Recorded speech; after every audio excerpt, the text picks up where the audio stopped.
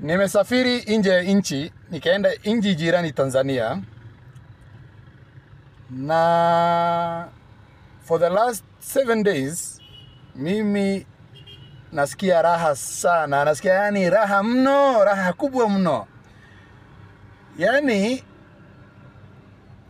ukikuja Tanzania kama umekuja kutoka Kenya, you will feel like you are out of prison, out of depression. Hapa hakuna kusumbuliwa na traffic, hakuna kusumbuliwa na askari. Askari anakuheshimu, anakupea heshima ile kubwa sana yani. Sana hata najaribu ya accent ya Tanzania sasa. Yani karau mzima anakuambia, nakuomba ndugu yangu nione license yako. Nakuomba dada usongeshe gari kando.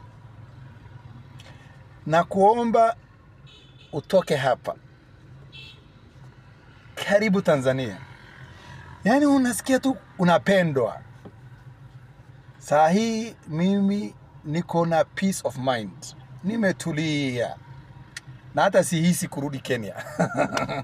Sitamani kurudi huko. Huko bana, people, the police will treat you like a criminal. The moment they see you, wewe ni criminal. Hapa bana, mimi niko sawa.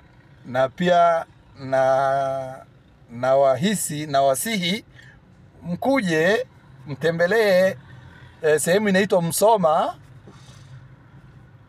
Anyway, have a lovely day people. Nimesahau kofia yangu, ikabidi nitumie filter.